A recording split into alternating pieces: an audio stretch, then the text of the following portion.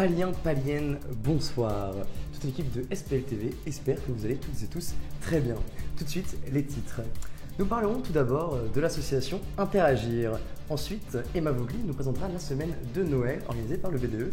Et enfin, nous sommes allés voir comment se passaient les manifs à propos de la loi de sécurité globale.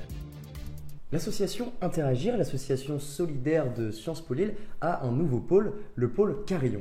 Alors qu'est-ce que c'est ? C'est en fait un partenariat avec l'association lilloise La Cloche qui œuvre pour recréer du lien social dans la rue.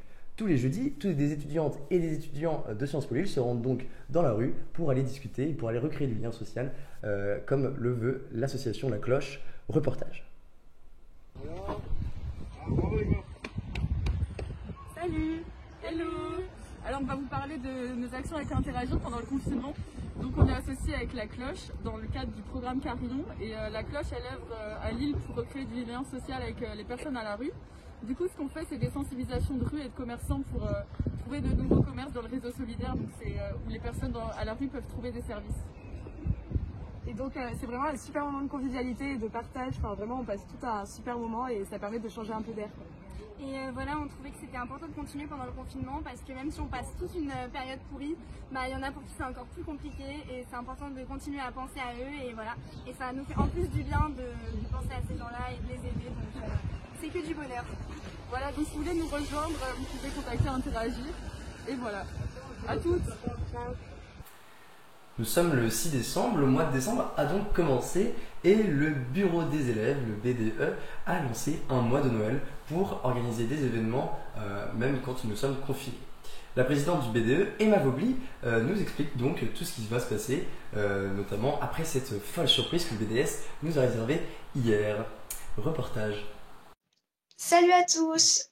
Du coup aujourd'hui je vais vous présenter le planning de Noël du BDE. C'est plein d'activités qu'on a préparées avec le bureau qui sont en ligne pour qu'elles soient corona friendly et qui du coup sont pour la période de Noël et qui ont pour but de faire en sorte que les 1A s'intègrent avec la promo 2A et qu'on se rencontre. Du coup ça s'étale sur plusieurs semaines et il y a plein d'activités assez cool, donc j'espère que vous allez y aller.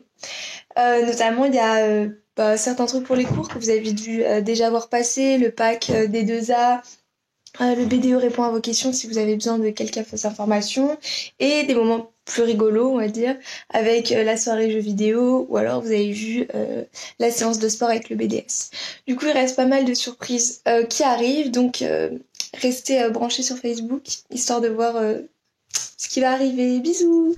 Le grand débat en ce moment en France, c'est cette loi de sécurité globale et notamment son article 24 sur le fait ou non de pouvoir filmer les policiers en exercice de leurs fonctions.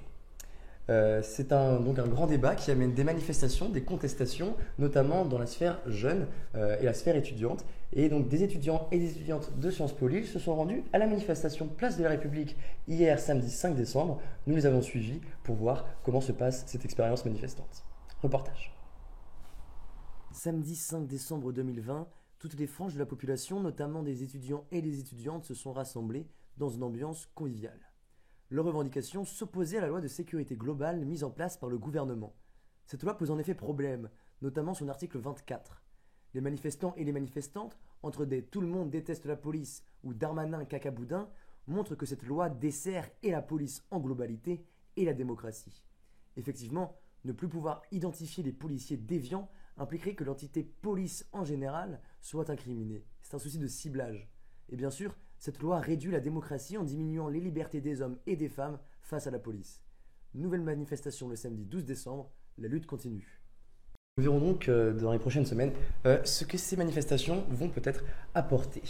C'est l'heure pour moi de clôturer ce 5e épisode du JTP. Nous avons passé un mois confinés ensemble. Nous sommes très heureux, toute l'équipe de Sciences Po Lille TV, de réaliser ce programme et que ça vous plaise. On espère que ça continuera de vous animer tout au long de l'année. Je vous souhaite un très bon dimanche, une bonne fin de soirée et à la semaine prochaine.